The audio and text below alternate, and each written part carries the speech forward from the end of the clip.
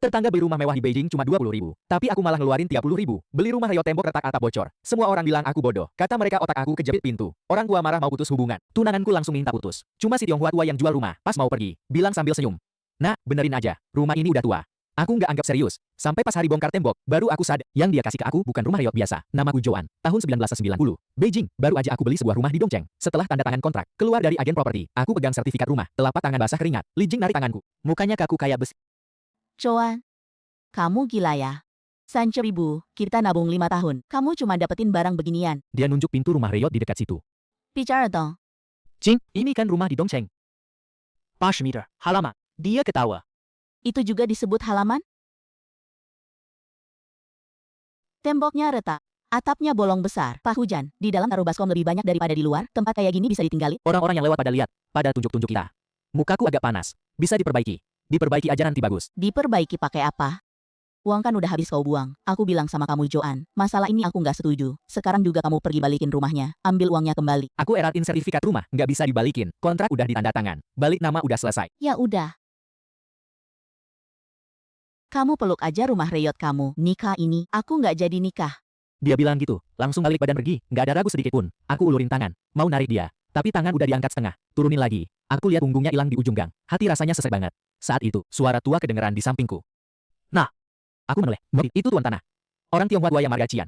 Rambutnya udah putih, tapi masih sehat. Jangan peduli omongan orang. Kalau udah yakin sama sesuatu, lakuin aja. Dia lihat ke arah halaman itu. Matanya kayak ada rasa kangen. Halaman ini, udah tua banget. Benerin baik-baik. Nggak bakal ngecewain. Dia bilang gitu, sambil senyum ke aku. Juga balik badan pergi. Aku sendiri berdiri di tempat. Tangan megang sertifikat rumah yang baru. 30.000. Tabungan seumur hidup ortu aku. Ditambah uang tabunganku sendiri. Kerja 5 tahun di pabrik. Semuanya jadi halaman reot ini. Ibuku nangis di telepon. Nah, kamu ini kayak loncat ke kobaran api. Uang itu buat nikahin kamu. Kok kamu pakai sembarangan? Aku nggak punya anak boros kayak. Kamu, jangan pulang lagi. Telepon ditutup keras. Semua orang pikir aku bodoh. Cuma aku sendiri yang tahu aku nggak bodoh. Tahun ini ayat asusnya, kebanyakan orang masih pikir, gedung itu masa depan. Cuma sedikit orang. Lihat, nilai asli dari halaman-halaman tua ini. Aku salah satu dari sedikit orang itu. Aku tarik napas masuk ke halamanku. Pintu halamannya udah lama, waktu didorong. Bunyi, kriek. Halaman penuh rumput liar. Tingginya setinggi 1 kaki. Rumah utama 3 ruang. Kamar samping timur dan barat masing-masing 2. Genteng atap banyak yang cok. Kelihatan kayu atap yang hitam. Di tembok sebelah barat. Retak gede dari atap sampai ke lantai. Kayak kelipan jelek. Emang benar-benar rusak. Lebih parah dari yang aku kira. Tapi aku nggak panik. Aku jalan ke tengah halaman. Lihat-lihat sekeliling. Ini punya aku. Mulai hari ini, gue, Joan, punya rumah sendiri di Beijing. Walaupun rusak, tapi punya Li Jing, orang tua. Semua yang ngeremehin aku. Aku bakal buktiin ke kalian. Kalian semua salah. Aku simpan sertifikat rumahnya. Hati-hati di saku dalam, nempel di dada. Lalu, aku mulai cabutin rumput. Aku mau bikin tempat ini. Jadi tempat paling bikin iri di Beijing. Kerja keras sepanjang sore. Udah gelap, baru selesai bersihin rumput-rumput di halaman. Capek banget sampai punggung nggak bisa tegak. Aku nggak punya tempat tinggal. Ya udah, aku gelar tikar di lantai ruang utama. Tiduran di lantai. Dari lubang di atap bisa lihat bintang-bintang. Angin malam masuk. Agak dingin. Aku keluarin sisa uang di saku. Hitung-hitung. Sisa 321,5. Sisa takutus tutut atau sudah kensem pipa. Titekah. Ini semua modal hidupku. Besok mau cari tukang renovasi. Uang segini, pasti nggak cukup. Aku hela napas. Uangnya masukin lagi ke saku. Pasti ada jalan kok. Tidur aja. Hari kedua. Aku cari-cari tukang di sekitar. Begitu dengar permintaan dan budget aku. Kepala mereka geleng-geleng kayak mainan. Dik, uang segini aja nggak cukup buat beli bahan. Apalagi ongkos kerja. Halaman kamu nggak bisa selesai di bawah 10.000. Pulang aja, jangan repot-repot. Ada satu tukang tua Pak Wang yang setuju ambil kerja. Tapi aku lagi agak kekurangan uang sekarang. Aku mau tanya Bapak, bisa nggak Bapak bantu duluan? Antar pas aku punya uang, aku bayar. Kayaknya kamu ini anak yang jujur. Gini, gajinya gua nggak usah dulu. Lo beli bahan dulu aja. Gue sama anak buah gue yang ngerjain. Nanti pas lo udah punya duit, kasih aja. Makasih ya Pak Wang. Jangan makasih dulu. Kerjaan ini nggak gampang. Kita harus beresin dulu bagian yang berbahaya, baru lanjut. Tembok ini harus dibongkar terus dicat ulang. Soalnya nanti kalau ambruk, bisa bahaya banget. Oke, gue ikutin aja omongan lo. Akhirnya renovasi dimulai. 300.000 terakhir yang gue punya. Gue beliin semua bata sama semen. Tiap hari gue ikut kerja bareng Pak Wang sama Tinya. Malamnya tidur di dikar. Li Jing gak sekalipun nelpon. Gue pendam aja rasa kesel. Seminggu kemudian, sampailah kita bongkar tembok barat, Pak Wang angkat palu besarnya. Dihanamkan ke celah retakan itu. Gedebuk, plesternya berjatuhan. Dipukul beberapa kali. Pak Wang tiba-tiba berhenti. Dia ngomong, "Heh, suaranya nggak bener nih." Dia ketok-ketok tembok pakai gagang palu. Bunyi tongong kosong. Tembok ini kosong. Hati gue deg-degan. Jangan-jangan proyek abal-abal. Kalau iya, gue bakal rugi besar. Gue jalan mendekat. Ikut ketok-ketok juga. Beneran, Pak Wang mengerutkan kening. Aneh. Masa tembok penyangga kosong? Bongkar aja lihat. Dia ganti palu kecil. Pelan-pelan ngelupasin plesternya. Lapisan plester rontok satu-satu. Isi di dalamnya. Mulai kelihatan. Di bawah plester. Bukan bata. Juga nggak kosong. Ada logam kuning. Ngilap redup. Wajah dia langsung berubah. Pukat banget. Dia mundur satu langkah kaget. Tangan mulai gemetar. Hati gue juga curiga. Ini apaan sih? Tembaga. Nggak kayak tembaga. Tembaga nggak seterang gini. Aku maju. Aku ambil plester tembok yang jatuh. Aku goresin kuat-kuat di batang kuning itu. Goresan tipis kelihatan. Lembek banget. Kepalaku mendengung. Timbul pikiran gila. Nggak mungkin. Pawang. Bongkar semua plester temboknya. Xiao Zhou, ini mending kita lapor polisi aja. Jangan lapor dulu. Bongkar. Aku mau lihat isinya apa. Suaraku tenang. Tapi jantungku deg-degan kencang. Jairin pintu. Jangan biarin orang masuk. Trust. Kami berdua mulai nguas plester tembok. Sedikit-sedikit, plester temboknya pada lepas gede-gede. Pemandangan di dalamnya makin kelihatan. Satu tembok penuh, dari atas ke bawah, dari kiri ke kanan, penuh semuanya batang kuning. Masing-masing segede buku, setebal buku. Di ruangan yang remang-remang, cahayanya aneh banget. Udaranya kayak beku. Palu Pak Wang jatuh berak ke lantai. Dia sandar di tembok seberang sana. Dia ngos-ngosan banget. Kakiku lemes juga. Aku pegang kusen pintu. Baru bisa berdiri walau goyah. Aku tatap tembok itu nggak berkedip. Aku lupa napas. Ini emas. Sialan. Satu tembok penuh batangan emas. Otakku kosong. Pak Wang, ini emas kan? Ya Tuhan, Pak Wang nggak jawab aku. Mulutnya komat kamit nggak berhenti. Aku mendekatinya. Aku cabut satu batang dari tembok. Berat banget pas dipegang. Satu ini aja, paling nggak 5 kilo. Aku bawa ke tempat yang terang. Ada tulisan di atasnya. Pabrik Pusat Zhaoxi. Ada nomor seri juga, 9999, 429, emas murni. Aku beneran kaya raya. Halaman reyot yang kubeli 30.000. Di dalamnya ada tembok penuh batangan emas. Ini seharga berapa sih? Aku nggak berani mikir. Aku takut beneran gila. Xiao Zhou, simpan rahasia ini baik-baik. Nggak boleh bilang siapapun. Nanti bisa timbul korban jiwa. Tentu aku tahu. Aku paham pepatah, memiliki harta berbahaya. Pak Wang, makasih untuk urusan hari ini. Upahnya besok ku beri, Pak. Soal uang, nggak usah buru-buru. Kamu urus ini dulu. Ingat, jangan sampai bocor ya. Aku cubit paha sendiri, keras-keras. Sakit. Ini benar. Aku jalan ke dinding, tanganku usap-usap batangan emas itu. Dingin rasanya, beratnya kerasa, setiap batang. Semua mewakili kekayaan yang gak terbayang. Tiba-tiba aku ingat ucapan Pakian, Tuan Tanah, perbaiki baik, nggak akan bikin kamu kecewa. Ternyata, maksudnya kecewa. Itu maksudnya, dia udah tahu dari dulu. Dia ninggalin harta ini, buat aku. Kenapa? Aku nggak tahu. Hidupku, mulai saat ini, berubah total. Batangan yang cabut tadi, aku balikin lagi. Lalu aku cari kain bekas. Tutup tembok itu lagi. Biar gak kelihatan bekas, aku duduk di lantai. Ngeliat kain bekas itu, jantungku masih deg-degan. Tenang, Jo. Kamu harus tenang. Sekarang bukan waktunya emosi. Otakku muter cepat. Nade satu-satu muncul. Lalu aku tolak semua. Nggak bisa. Semuanya terlalu bahaya. Aku berdiri. Aku jalan mondar-mandir di dalam rumah. Cahaya bulan masuk lewat lubang di atap. Bikin lantai jadi putih keperakan. Tiba-tiba aku kepikiran satu tempat. Tempat yang benar-benar aman. Aku ke halaman. Ambil sekop. Mulai gali lubang di tengah hal. Betul. Tempat paling berbahaya. Itu tempat paling aman. Siapa yang nyangka? Di bawah halaman reyot ini, ada emas tembok yang dikubur. Aku harus sebelum subuh. Pindahin semuanya. Malam udah dalam. Di gang sepi banget, sampai dengar detak jantung sendiri. Aku nggak tahu, dari mana tenaga segede gini. Mungkin kekuatan uang. Gali kira-kira 1 jam. Dalamnya lebih 1 meter. Lubang 2 meter kali 2 meter muncul di tengah halaman. Udah cuk. Aku buang sekopnya. Kembali ke kamar barat. Buka kain robek itu. Cahaya keemasan. Nilauin. Mata lagi. Aku tarik napas. Dalam. Mulai kerja. 1 batang. 2 batang. Aku cabut emas batangan dari tembok satu persatu. Lalu bawa ke halaman hati-hati. Masukin ke lubang. Masing-masing berat banget. Kira-kira. Satu barang paling nggak 12 mom artinya 100 ons. Ini standar emas batangan besar. Aku bolak-balik angkut. Lengan cepat pegel. Tapi aku nggak berani berhenti. Aku nggak tahu ada berapa batang emas di tembok ini. Aku cuma tahu. Aku harus selesai semua sebelum subuh. Waktu berlalu detik demi detik. Emas di tembok berkurang. Emas di lubang nambah. Pas aku naruh batang emas terakhir. Masukin ke lubang. Langit di timur. Udah mulai terang. Aku kira-kira hitung 1-2. Tepat 300 batang. Sen 1 batang emas batangan besar. Masing-masing 12 margin. Total 3.750 yen. Hampir 2 ton. Angka ini bikin aku sesak napas. Harga emas di dalam negeri tahun 1990. Kira-kira 100 yuan per gram. 1 jin itu 500 gram. Berarti 50.000 yuan. Aku nggak berani. Aku takut sama angka itu. Bakal bikin aku pingsan di tempat. Aku cuma tahu. Mulai hari ini. Uang buat aku cuma angka aja. Aku geleng-geleng kepala keras-keras. Biar lebih sadar, sekarang bukan waktunya mikirin ini. Aku ambil sekop. Mulai timbun tanah. Barang-barang berharga yang mengkilap emas itu. Kubur lagi ke dalam kegelapan. Ratakan tanah. Aku injak-injak lagi di atasnya. Pastiin padat. Terus, aku sapu sedikit rumput liar dan daun kering dari pojok. Tutupin di atasnya. Kamuflase semuanya. Dari luarnya. Sini sama kayak sebelumnya. Nggak ada beda. Akhirnya aku lega. Badan rasanya kayak lemes banget. Jatuh duduk di tanah. Baju basah kuyup sama keringat. Terus kering kena angin malam. Nempel di badan dingin. Udah terang banget. Aku lihat tembok barat yang udah dikosongin itu. Sekarang, itu cuma tembok biasa. Tembok yang bolong. Aku harus buru-buru perbaiki. Aku berdiri. Gerakin badan yang pegel-pegel. Terus, aku keluar dari halaman. Aku butuh uang. Buat bayar upah Pak Wang. Buat beli bahan renovasi. Juga butuh sejumlah uang. Buat perbaiki hidup aku. Aku nggak bisa tidur di tikar lagi. Aku jalan ke ujung gang terdekat. Di situ, ada kakek yang beli barang antik dan emas. Aku pernah lihat dia sebelumnya. Aku ambil satu batang emas dari saku. Ini yang tadi aku sembunyiin diam-diam. Yang paling kecil. Beratnya kira-kira cuma 1 jin. Itu batang emas kecil. Seharusnya waktu dinding dibangun dulu. Buat isi celah-celah di pojok tembok. Aku total nemu belasan batang emas kecil kayak gini. Kalau pakai emas besar, kelihatan banget. Emas kecil ini pas. Kakek lagi jualan. Di depannya ada kain. Di atasnya ada botol-botol. Dia lihat aku. Mata sedikit ngip. Nak, ada barang yang mau dijual. Aku ngeluarin emas kecil dari saku dalam. Kasih ke dia. Aku diam aja. Kakek nerima emas batang itu. Mukanya berubah sedikit. Dia ngeluarin senter kecil. Ambil kaca besar lagi. Liatin bener-bener. Liatin sampai 5 menit. Barangnya bagus. Warisan dari nenek moyang. Itu alasan yang udah aku siapin. Kakek ketawa kecil. Nggak nanya lebih. Bisnis mereka ada aturannya. Program Pimti, aku mengerutkan dahi. Pasaran Yawar. Dia langsung potong setengah. Cukup item. Terlalu rendah. Nah, Barang kamu ini asal-usulnya nggak jelas. Aku terima juga ada risiko. Ashraf yang bisa lebih. Kalau setuju, sekarang juga aku kasih duit tunai. Nggak setuju, coba ke tempat lain. Dia kayak yakin aku bakal terima. Dalam hati aku nyengir dingin. Main jinian sama aku. Aku ambil emas batang. Langsung balik badan pergi. Nah, kakek panggil dari belakang. Aku nggak nengok. Aku mau dia tahu. Aku bukan anak muda yang nggak ngerti apa-apa. Nak, ya sudah, ya sudah. Aku takut sama kamu. Ling Liu. Gini aja kan, ini udah harga tertinggi dari aku. Nggak ada kurang lagi. Kakek tatap aku. Gigi. Cil, kami balik ke lapak. Dia ngeluarin timbangan kecil. Timbang, 503 gram. Totalnya, 47.785. Dia dari tas besar di belakangnya. Ngambil setumpuk uang, ngitung 48.000 sama aku. Lebihnya.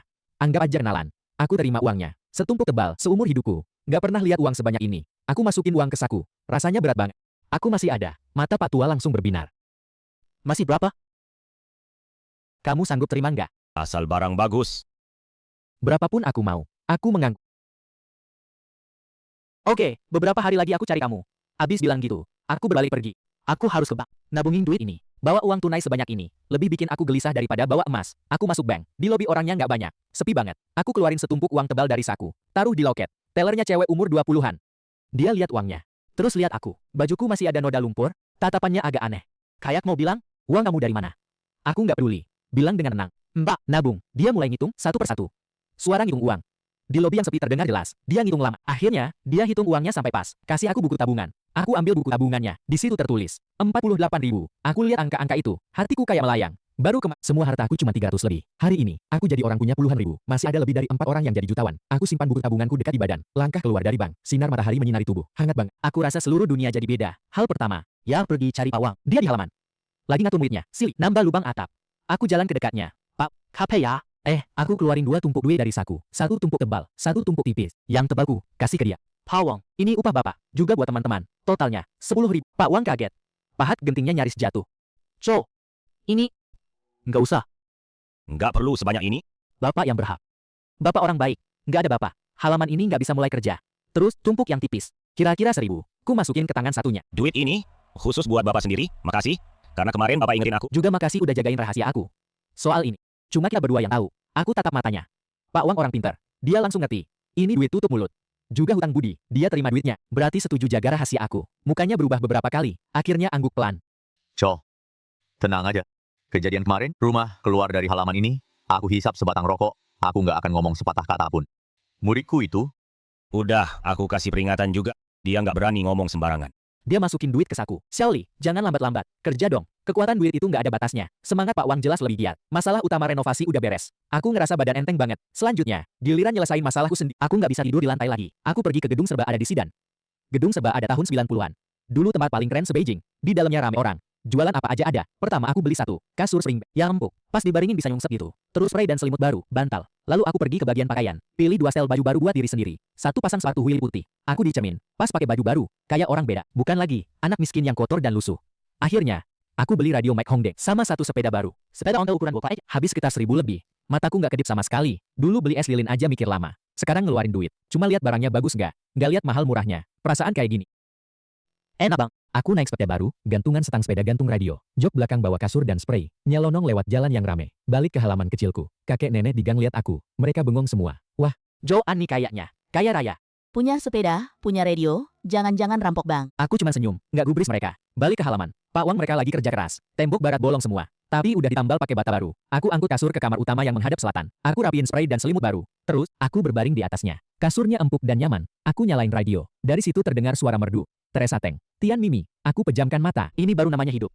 Aku malah agak berterima kasih sama Li Jing. Kalau bukan karena dia putus sama aku, mungkin aku masih sibuk mikirin mahar puluhan ribu itu. Masih bangga sama rumah sempit dari kantor. Bangga diri. Nggak bakal ada hari ini. Lagi mikir gitu. Dari ujung gang terdengar teriakan. Joan, telepon. Untuk kamu. Jam segini. Siapa ya? Hatiku deg-degan.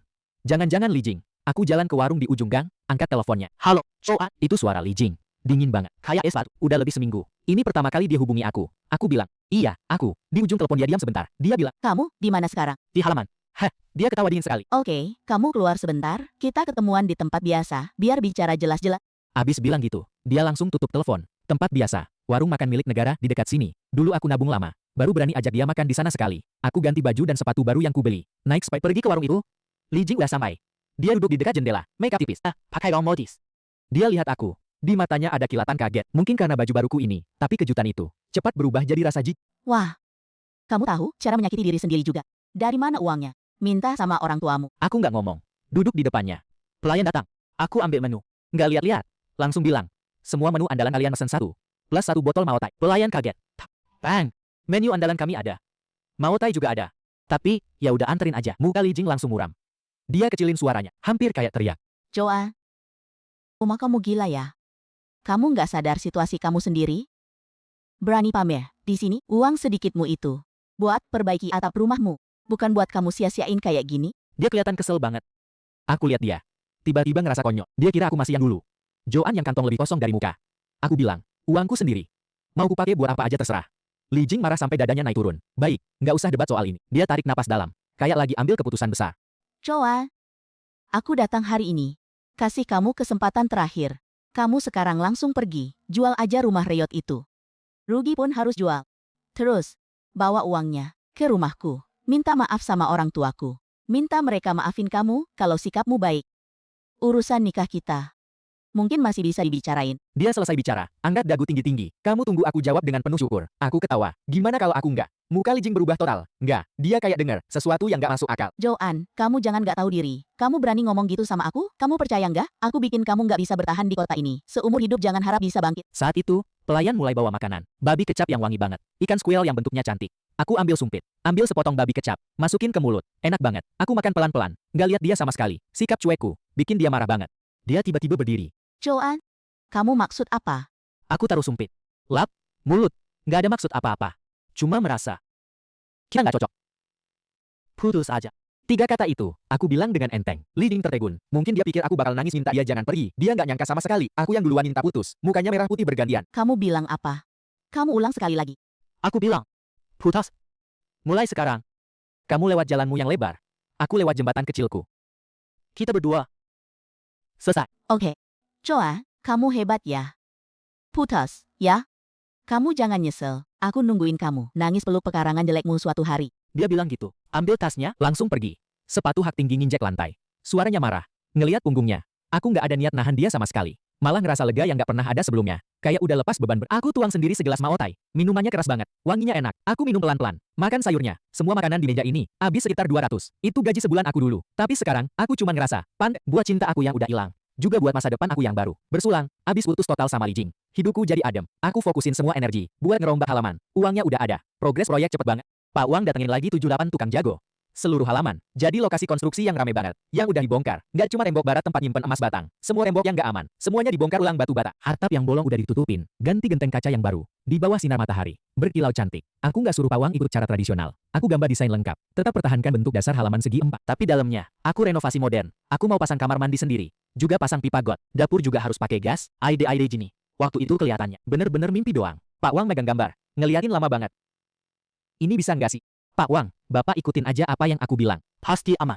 Aku bayar mahal. Beli dari selatan yang paling bagus. Kloset duduk sama bahan pipa. Kabel listrik juga dipasang baru. Pakai kabel tembaga paling besar. Aku bahkan juga ngerencanain. Mau gali kolam ikan di halaman. Nanam beberapa perubahan halaman. Tiap hari beda. Tetangga di gang pada melongo. Tiap hari habis makan. Mereka bawa bangku kecil. Duduk di depan rumahku nonton. Kayak nonton pertunjukan aneh. Boka ini beneran kaya ya. Lihat aja bahan yang dipakai, semuanya paling bagus. Bata biru itu, kayu itu. Wah, di istana kerajaan aja aku belum lihat sebagus ini. Dengar katanya dia aja beli bahan habis puluhan ribu. Dia dapat duit dari mana banyak gitu. Jangan-jangan dia ngelakuin hal yang gak legal. Macam-macam tebakan dan omongan. Nyebar di gang. Ada yang iri, ada yang dengki, lebih banyak yang curiga. Telepon dari orang tuaku. Pas banget waktu itu. Si Li Jing datang ke rumahku ngadu. Ditambah-tambahin, dia ngegambarin aku kayak orang gila. Anak pemboros, bilang aku buang-buang duit ke lubang gak ada dasarnya. Malah minjem duit ke rentenir. Sekarang udah gila, ketemu siapa aja omong ngau. Papaku ditelepon gemeter marah bang. Dasar bajingan. Kamu mau bikin aku dan mama marah sampai mati. Aku bilang ya. Aku sama mama besok ke Beijing. Kalau kamu beneran minjem ke rentenir, aku patahin kaki kamu. Mama di sebelah nangis. Nah, kamu cepat berhenti aja. Kita nggak usah urus halaman itu lagi ya. Uangnya balikin aja. Kita pulang. Aku dengar suara di seberang telepon. Perasaan campur aduk. Aku tahu mereka sayang sama aku, tapi mereka nggak tahu apa-apa. Aku bilang, Pa, Ma, kalian jangan dengar omongan orang. Aku nggak minjem duit ke rentenir. Aku baik-baik aja. Nanti kalau halaman udah selesai, aku jemput kalian tinggal di Beijing. Aku nggak punya anak kayak kamu. Teleponnya ditutup lagi. Aku megang gagang telepon. Berdiri lama banget. Udahlah, sekarang apapun yang aku bilang, mereka nggak bakal percaya. Cuma nunggu mereka lihat sendiri. Baru ngerti. Aku taruh teleponnya. Kembali ke halaman. Para pekerja masih sibuk. Di bawah sinar matahari. Bentuk awal halaman udah kelihatan. Bata hijau dan genteng hitam. Koridor melengkung. Ada nuansa kuno Beijing lama. Juga ada kenyamanan hidup modern. Ini rumahku. Ini kerajaan yang aku buat sendiri. Aku nggak lagi jadi anak miskin Joan yang nggak punya apa-apa. Aku mulai mikirin masa depan. Emas batangan ini. Ini modal pertamaku. Tapi itu barang mati. Disimpan di bawah tanah. Nggak bakal ngasilin emas batangan lagi. Aku harus bikin mereka hidup. Tahun 90-an. Itu zaman penuh emas di mana-mana. Asal punya pandangan, punya nyali. Di mana-mana ada kesempatan. Saham, property, buka usaha, jalan-jalan itu terbentang di depanku. Aku jual satu emas batangan besar. Dapat lebih dari 600.000 tunai. Selain untuk renovasi, sisa uangnya, semua aku simpan di bank. Aku butuh modal awal, lebih butuh ilmu. Aku beli banyak buku-buku tentang ekonomi dan keuangan. Setiap malam, setelah para pekerja pulang, aku baca buku di bawah lampu. Baca sampai larut malam. Aku kayak spons, menyerap dengan gila-gilaan. Pengetahuan baru zaman ini. Prinsip ekonomi. Zaman yang milikku. Baru aja dimulai. Aku nggak cuma jaga harta ini, aku juga mau bikin harta ini. Kayak bola salju. Makin gede aja, besar sampai semua orang yang nganggap aku remeh. Cuma bisa ngeliatin dari bawah. 1 bulan kemudian, perbaikan utama halaman udah hampir selesai. Lantainya udah dipasang bata, tiang-tiangnya udah dicat baru, pipa listrik dan air udah semuanya terpasang. Tinggal beberapa sentuhan interior yang halus.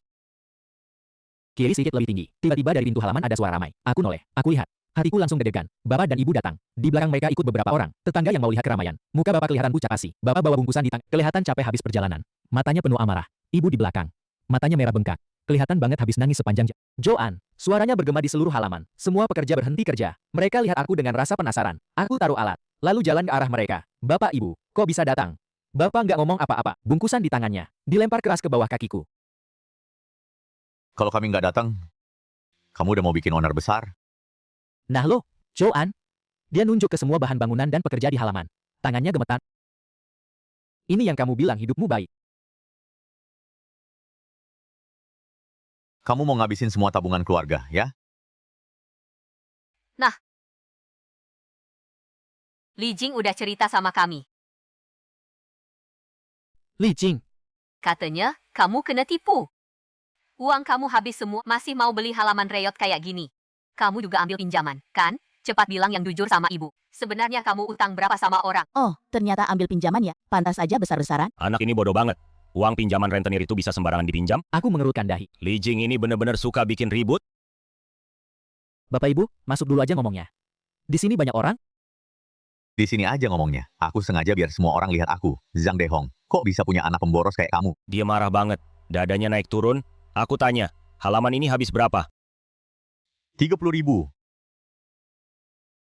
Batu-bata nih. Terus tukang-tukang ini habis berapa? Diamku, di mata ayah. Itu artinya setuju. Dia tutup mata dengan putus asa. Selesai. Semua selesai. Dengerin ibu sekali ini. Berhenti. Ya, halaman ini nggak usah. Kita pulang. Utangnya, kita bayar bareng. Meskipun harus jual harta, kita nggak bisa biarin kamu nyasar. Aku lihat mereka berdua, wajah tua dan cemas. Hatiku nggak enak. Aku tahu. Mereka sayang aku. Cuma cara mereka bikin aku sesak. Aku bilang sama Pak Wang. Pak Wang, hari ini sampai sini dulu. Suruh teman-teman pulang. Upah, tetap dihitung. Pak Wang angguk. Bawa tukang-tukang pergi. Tetangga yang nonton juga bubar. Di halaman tinggal kita bertiga. Sama berantakan di mana-mana. Aku jalan ke tumpukan kayu baru datang. Itu kayu jati emas kualitas bagus. Aku titip orang ambil dari selatan. Cuma tumpukan kayu ini habis 20. Ayah nggak ngerti kayu. Tapi dia lihat ini kayu istimewa. Dia ulur tangan. Sentuh. Suaranya bergetar. Ini habis berapa? Ayah. Kalian naik bis jauh. Pasti capek. Aku antar kalian ke kamar istirahat. Udah disiapin. Aku nggak mau debat lagi. Nggak ada gunanya. Ayah tiba-tiba menolak. Tetap aku tajam. Joan, aku tanya sekali lagi. Ti bangun.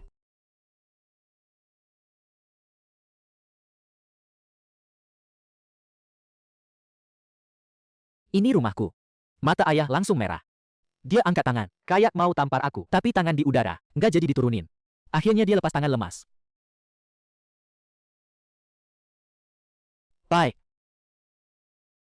Dia bilang baik 2 kali. Nada suaranya penuh kekecewaan dan kesakitan. Mulai hari ini. Aku, Shangli. Nggak ngaku kamu sebagai anakku lagi. Kita pergi. Biar dia aja yang ngurusin sendiri di sini. Aku nggak mau pergi. Anakku hampir dibikin mati orang. Mau kemana aku pergi? Kalau kamu berani maksa dia lagi, aku mati di sini. Jangan gitu. Suasananya langsung kaku. Aku lihat ibu yang duduk ngamuk di lantai. Dan bapak yang berdiri di samping. Gemetar marah banget. Baru pertama kali. Aku ngerasa nggak berdaya banget. Harta yang datang tiba-tiba ini. Nggak semuanya bikin aku senang. Akhirnya orang tuaku tetap tinggal. Ibuku ngamuk, nangis, gantung diri. Bapakku nggak bisa ngapa-ngapain dia. Aku siapin buat mereka. Kamar samping di timur. Pak, Bu, kalian tinggal di sini aja.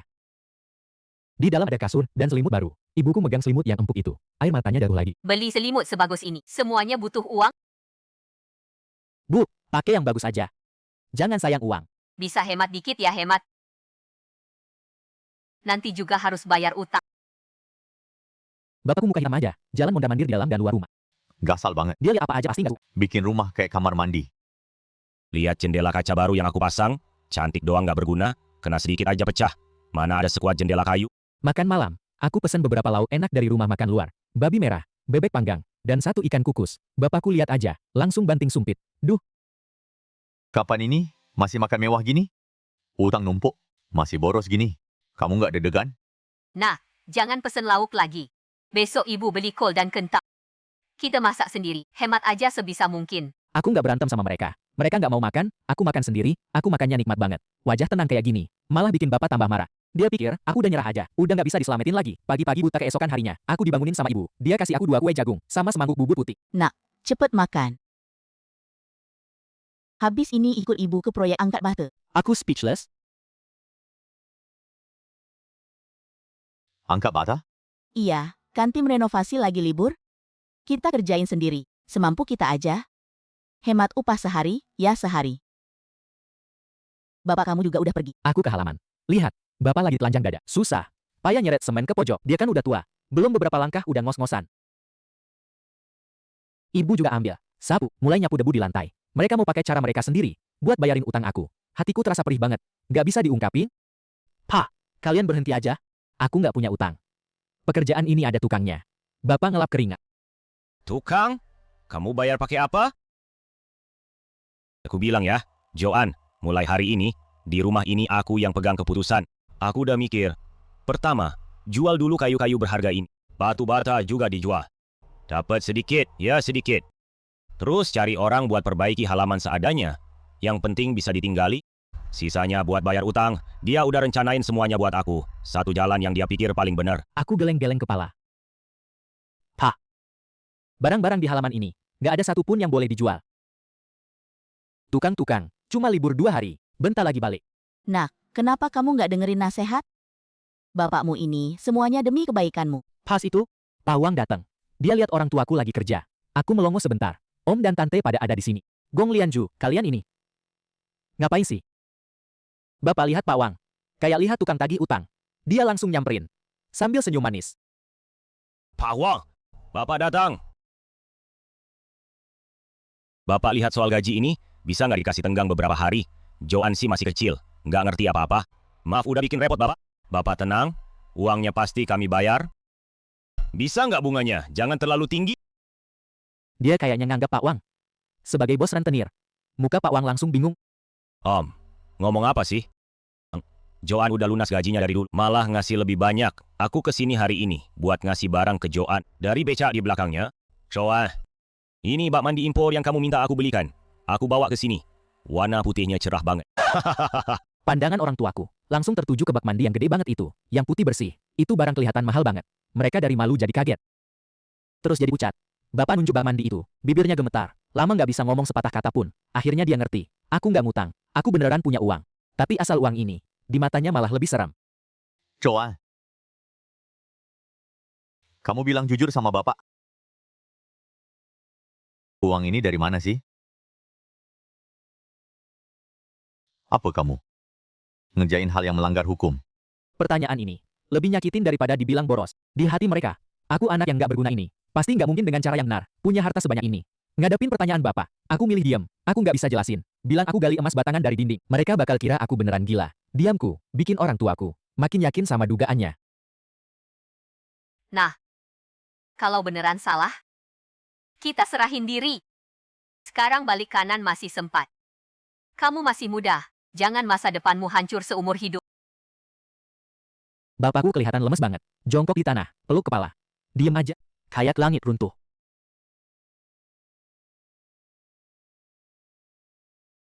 Pak Wang, barangnya taruh sini dulu. Makasih ya. Repot-repot, Pak. Beberapa hari ini jangan kerja dulu. Biar aku urus urusan rumah. Pak Wang juga orangnya paham situasi. Lihat keadaan kayak gini. Udah paham sekitar 80%.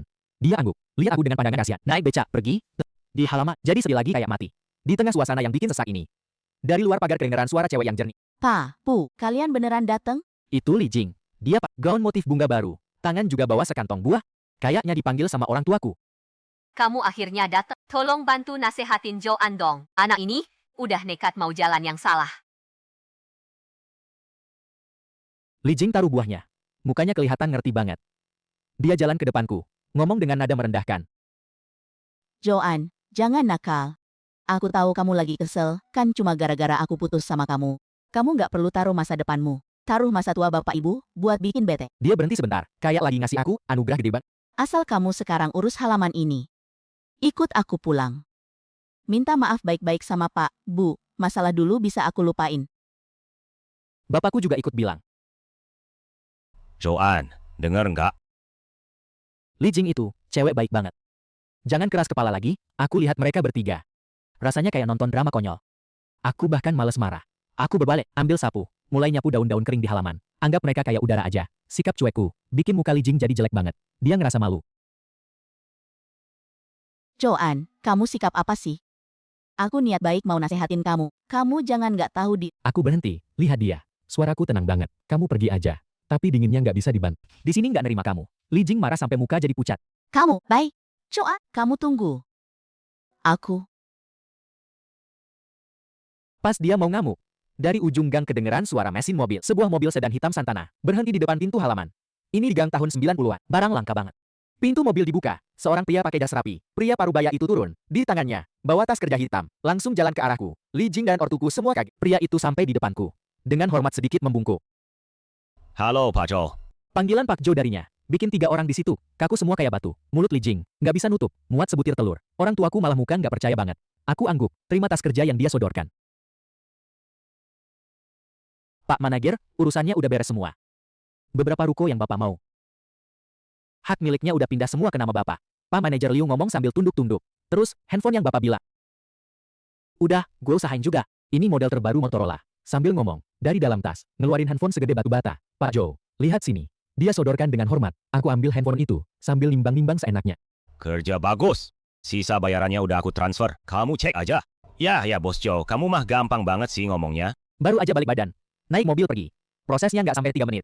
Tapi buat Li Jing dan orang tuaku, dampak yang dikasih, itu benar-benar revolusioner. Otak mereka, sama sekali nggak bisa ngolah info yang ada di depan mata. Joan, Bos Joe, toko, HP gede.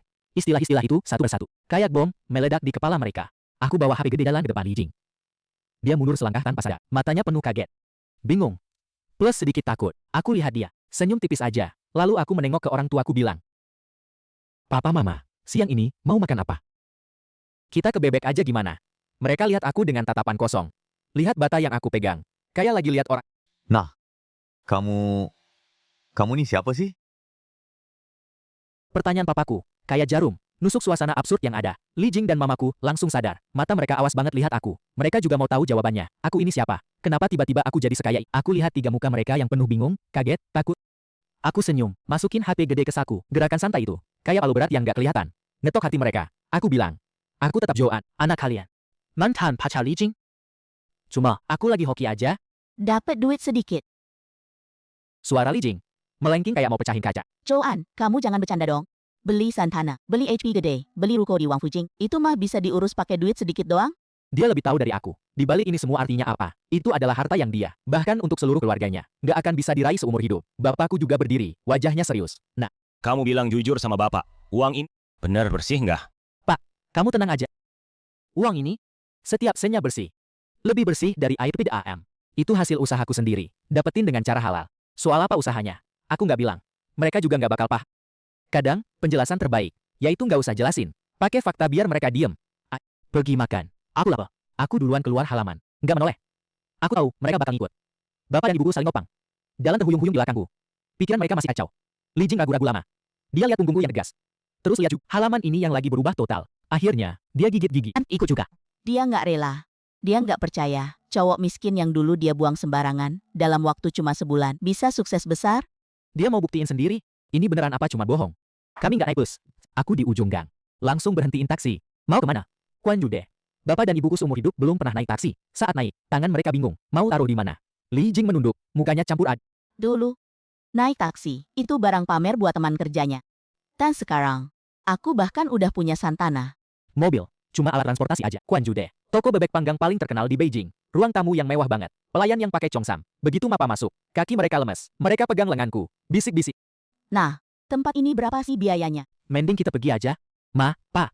Udah datang ya nikmatin aja. Hari ini aku traktir. Kalian makan sepuasnya. Aku cari ruang privat dekat jendela. Duduk. Li Jing juga diam-diam ikut masuk. Duduk di tempat paling jauh dariku. Aku pesan. Paket termahal. 1 bebek panggang. Plus lauk pauk sepenuh meja. Waktu koki dorong gerobak.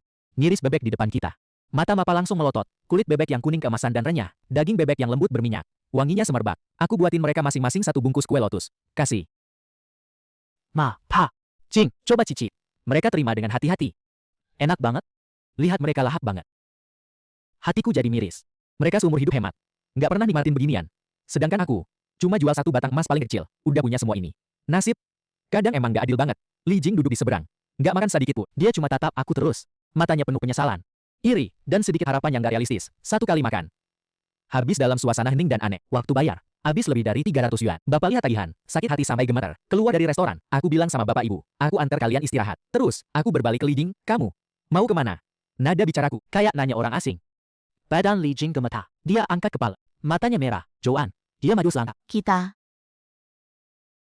Kayaknya ada salah paham di antara kita. Suaranya pelan banget, dengan sedikit memoh. Neng lihat wajah ini. Dulu bikin aku tergila-gila. Sekarang, rasanya asing banget. Kamu tahu di dunia ini, apa yang paling gak berharga? Harga diri orang miskin, sama perasaan yang dikembalikan lagi. 2 hal ini, gak berharga sama sekali. Dulu waktu aku miskin, kamu gak peduli. Sekarang aku punya duit, kamu bilang ada salah paham. Aku ninggalin omongan itu. Udah terlambat, sambil nuntun bapak ibu. Langsung balik badan pergi. Gak lihat dia lagi. Aku dengar dari belakang suara tangisan ditahan. Tapi aku gak nengok. Beberapa hal. Kalau udah kelewatan, ya udah seumur hidup, balik ke halaman. Udah sore, perasaan bapak ibuku udah lebih tenang dibanding pas datang. Bebek panggang Kuan Yude, manajer Liu panggil, direktur Zhou, handphone gede di tangan, satu persatu. Semua mengguncang pemikiran mereka. Mereka akhirnya sadar, aku nggak main-main, juga nggak jalan salah. Aku beneran sukses. Tapi kesuksesan ini datang terlalu tiba. Terlalu hebat. Bikin mereka susah nerima. Mama pegang aku. Duduk di bangku batu di halaman. Dia nggak bahas soal utang lagi, tapi nanya dengan hati. Kamu bilang jujur sama mama, toko kamu itu, buat apa sih? Terus handphone itu apa? Kok kayak batu bata gitu? Papa juga ikut mendekat. Pasang kuping dengar.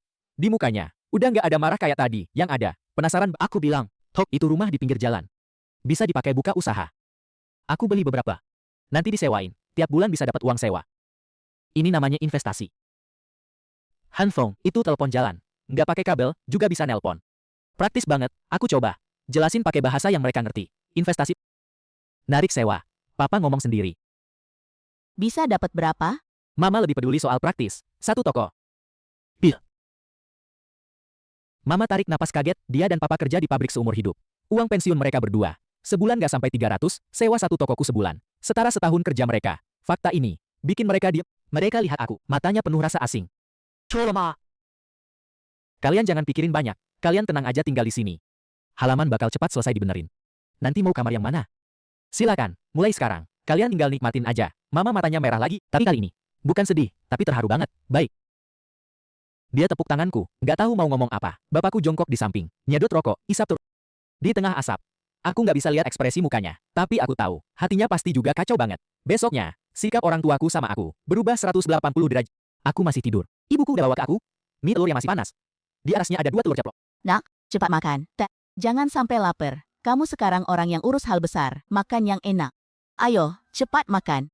Mie-nya udah mau dingin. Bapak nggak lagi marah aku boros. Dia mulai mondar-mandir di halaman. Momentarin kerjaan kuli. Mas. Ini sela batanya harus lurus. Kalau nggak bagus. Itu kayu. Harus dikasih minyak tung dulu, biar anti lembab. Dia nganggap dirinya mandor utama halaman ini. Walaupun seringnya malah bikin susah. Tapi aku nggak larang dia. Aku tahu, dia butuh cara kayak gini. Buat dapetin lagi martabatnya sebagai bapak. Dan posisinya di rumah ini. Lihat mereka sibuk. Hatiku tenang. Dukungan keluarga. Bikin aku seneng lebih dari duit sebanyak apapun.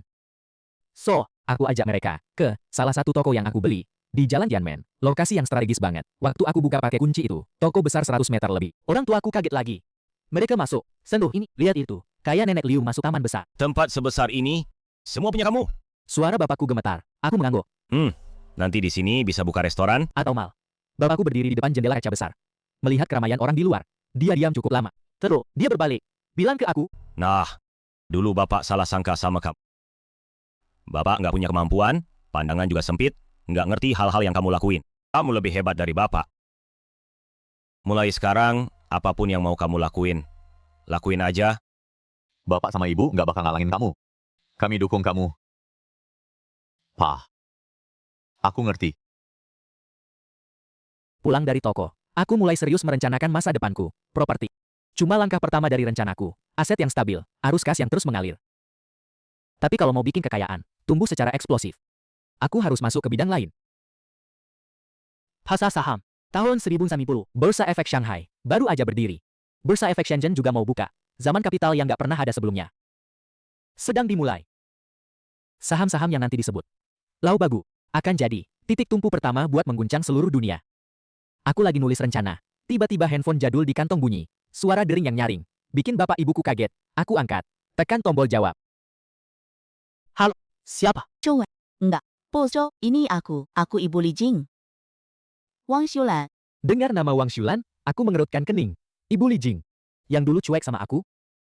Wanita yang matanya selalu penuh penghinaan. Dia nelpon ngapain sih? Bos Zhou, tante dulu beneran buta ya. Kamu tuh hebat banget. Tante harusnya dari dulu deketin kamu. Salah tante aja. Gak kenal orang hebat. Gak lihat kalau kamu itu orang luar biasa. Suaranya penuh penyesalan. Kedengarannya kayak mau nangis, tapi aku nggak percaya sepatah kata pun. Setelah Xiao Jing pulang, dia ngunci diri di kamar, seharian gak makan, dia cerita semuanya ke aku. Salah dia gak ngerti, sifatnya jelek, sampai kehilangan laki sebaik kamu. Dia sekarang nyesel banget, tiap hari nangis di rumah, bilang minta maaf sama kamu. Aku bersandar di kursi. Dengerin dengan tenang, wajahku datar aja. Omongan ini, aku nggak percaya sepatah kata pun. Kalau Li Jing beneran nyesel, itu juga nyesel kehilangan duitku. Bukan aku. Wang Xiulan masih lanjut. Bos Zhou, kamu yang besar hati dong, jangan diambil pusing sama dia yang masih kecil. Kalian kan udah pacaran bertahun-tahun, ada dasar perasaan. Coba lihat, bisa nggak kasih dia kesempatan lagi? Dia juga cuma hilaf sesaat, asal kamu bilang. Besok aku suruh dia datang ke rumah kamu, minta maaf sama Pak dan Bu. Aku udah ngerti sekarang. Ini kan lihat aku jadi kaya. Mau suruh Li Jing balik. Lanjut jodoh kita. Caranya terlalu jelek, aku bilang dengan datar. Tante Wang, aku cuma panggil dia sekali. Dia langsung diem. Aku sama Li Jing. Tato itu. Udah selesai. Kita nggak satu jalur. Ke depan. Jangan telepon lagi soal ini. Nada bicaraku tenang, tapi maksud nolaknya tegas banget. Di telepon diam beberapa detik, suara Wang Xiulan tiba-tiba berubah. Nggak lagi yang menjilat kayak tadi. Tapi ada sedikit nuansa manipulasi moral. Zhouan, kok kamu bisa setega ini? Xiao Jing demi kamu, nangis semalaman? Jangan pas udah kaya, lupa sama orang lama. Kamu begini. Hati nuranimu nggak merasa bersalah. Aku ketawa aja, hati nurani aku, tenang atau enggak? Nggak usah kamu pusingin. Kalau nggak ada urusan lain, aku tutup. Jangan, aku nggak nunggu dia habis ngomong. Langsung matiin telepon. HP bunyi tuut nada sibuk. Dunia jadi adem. Aku lempar HP ke meja, ibuku dengar dari samping. Kurang lebih, datang tanya sama aku. Itu ibunya Xiao Jing, aku angguk. Ibuku hela napas. Kalau tahu bakal begini. Kenapa dulu begitu? Keluarga ini, keterlaluan matre. Bapakku dengus. Matre gimana? Ya itu matre. Dulu nganggep rendah keluarga kita, sekarang lihat anakku sukses. Mau nempel lagi? Nggak. Nah, kamu udah bener. Orang gitu jangan digubris. Dapat dukungan bapak. Hati aku jadi hangat. Tapi, gangguan dari keluarga Li Jing, baru awal. Besoknya, aku dapat telepon dari kampung. Saudara, jauh banget. Hubungannya nggak dekat sama sekali. Itu om sepupuku. Dulu di kampung. Keluarga kita nggak dekat. Jarang main pas lebaran atau tahun baru. Pas telepon nyambung, om itu ramah banget. Ini Coan keponakan. Aku ommu yang ketiga. Aduh, dengar kamu di Beijing kaya raya? Hebat banget, bener-bener bikin harum nama keluarga Zhang. Mula-mula puji-pujian yang muluk-muluk. Lalu, tiba-tiba ganti topik. Anu, nah. Kamu lihat, adek kamu, itu anakku. Xiaochun, dia tahun ini lulus SMA. Nggak keterima di universitas. Lagi nganggur di rumah. Di tempatmu gimana? Masih belum orang nggak? Imo kerja apa aja bisa. Nggak milih-milih. Yang penting dikasih makan aja. Aku belum jawab. Dia lanjut lagi. Terus, tante kamu akhir-akhir ini sakit. Sering sakit pinggang. Mau ke rumah sakit besar di Beijing periksa. Bisa atur-atur nggak? Sambil, kita juga udah lama nggak ketemu. Mau lihat kamu sama kakak dan mbak. Perhitungannya itu. Aku di Beijing aja dengar. Datang sendiri, kayak mau bawa seluruh keluarga ikut. Minta aku urus makan, tempat tinggal, kerja, juga urus berobat. Om, di sini perusahaanku baru jalan. Sementara nggak terima orang. RS di Beijing. Daftar juga susah. Kayaknya aku nggak bisa bantu. Aku tolak dengan halus. Siapa sangka? Muka om tebal banget kayak tembok benteng. Nak, nggak bisa ngomong gitu. Kita kan satu keluarga, saling bantu itu wajar kan?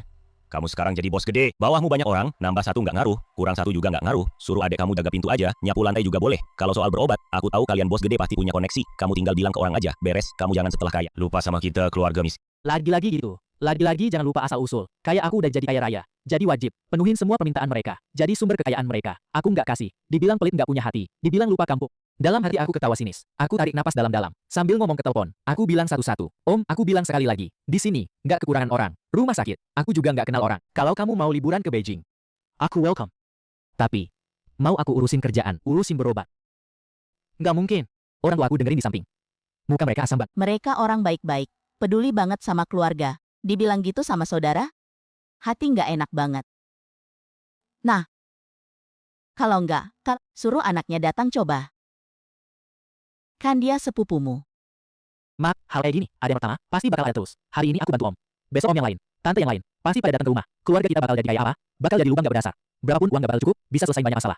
Tak, juga bisa bikin lebih banyak masalah. Mulai hari ini, kita harus belajar satu hal. Aku tahu, perang rebutan harta ini, itu adalah baru aja dimulai. Setelah aku tutup telepon, kupikir urusan ini selesai. Aku terlalu polos. Aku remehin beberapa orang. Keinginan mereka akan harta, dan kekebalan muka mereka. 3 hari kemudian, suatu sore, sebuah bus antar kota yang reyot, berhenti di mulut gang. 3 orang turun dari mobil, seorang pria parubaya, hitam, kurus, seorang wanita parubaya, muka penuh beban, sama satu lagi rambutnya dicat kuning, pakai celana lonceng, mulat rokok, anak muda. Itu dia keluarga paman 3. Mereka bawa tas besar kecil, isinya kasur sama oleh-oleh kampung. Kayaknya nggak kayak liburan.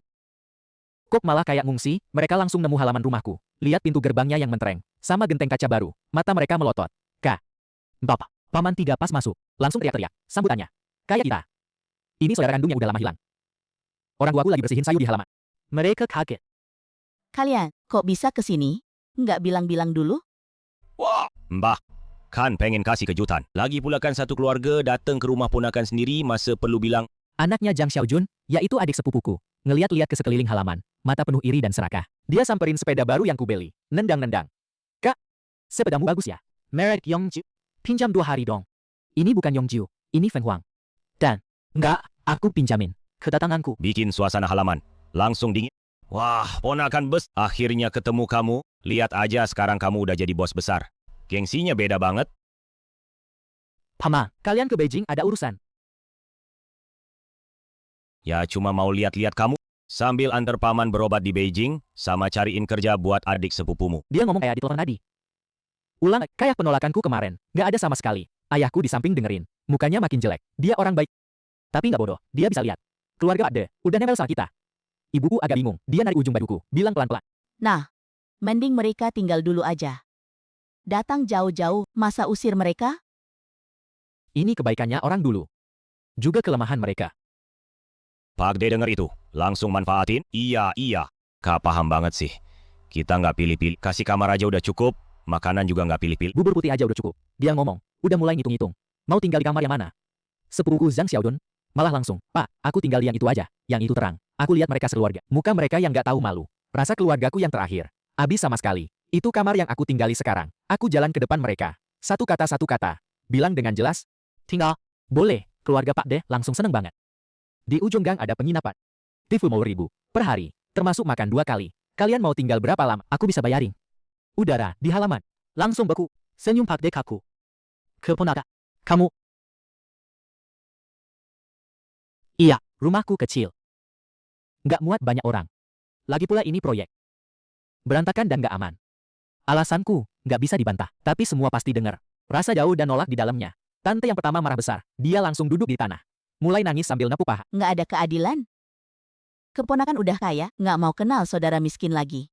Kita udah jauh-jauh datang, malah nggak dapat air minum. Udah mau diusir keluar. Gimana kita bisa hidup? Dia malu. Zhang Xiaojun juga lari ke sini. Joan, kamu jangan keterlalu. Bapakku itu paman kandung kamu. Kamu suruh kita nginep di Wisma. Kamu apa nggak punya hati? Aku keterlaluan, kalian nggak bilang dulu datang. Mau numpang gratis di rumahku. Lagian, mau aku carikan kerja dan obatin ibumu.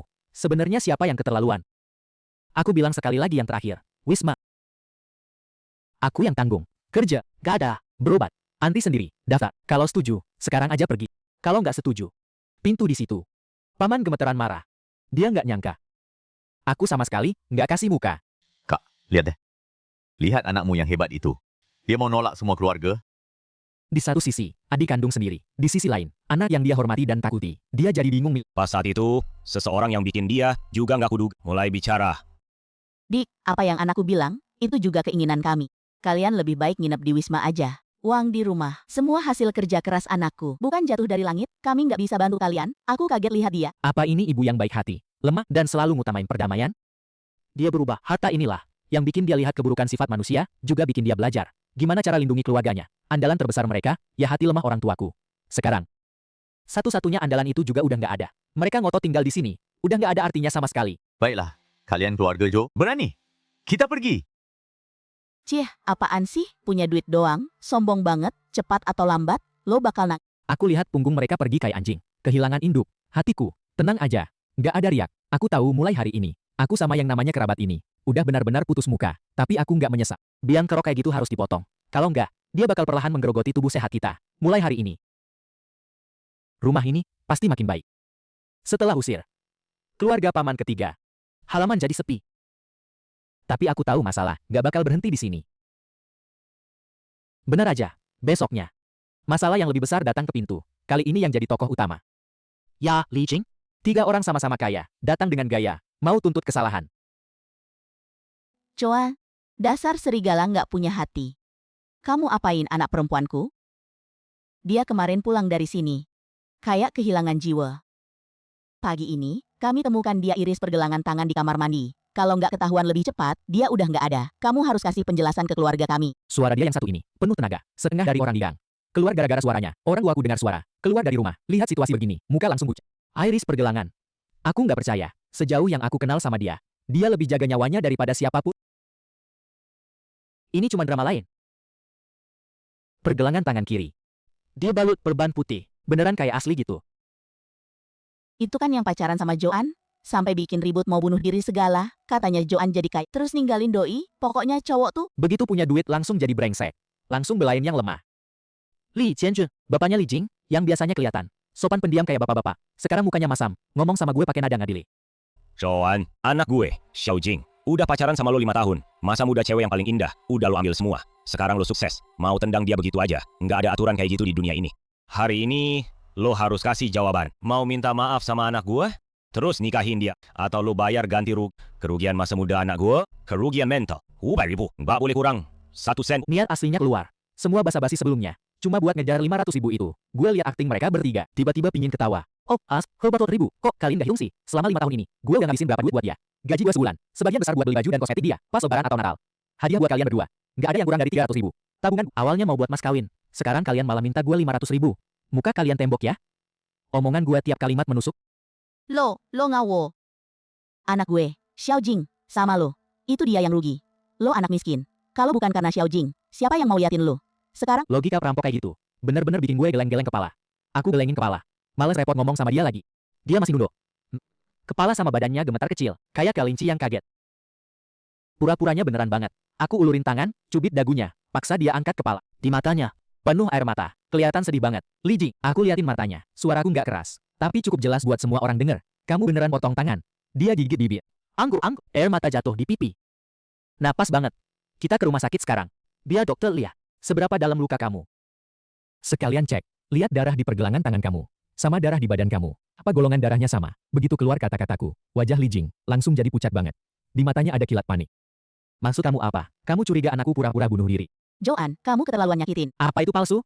Ke rumah sakit aja lihat, bakal tahu. Pas banget. Ada juga polisi dari kantor polisi, jadi saksi. Pemerasan 500.000, jumlahnya gede banget. Cukup buat kalian bertiga. Di penjara 10 tahun, 8 tahun, kata kantor polisi. Kayak petir.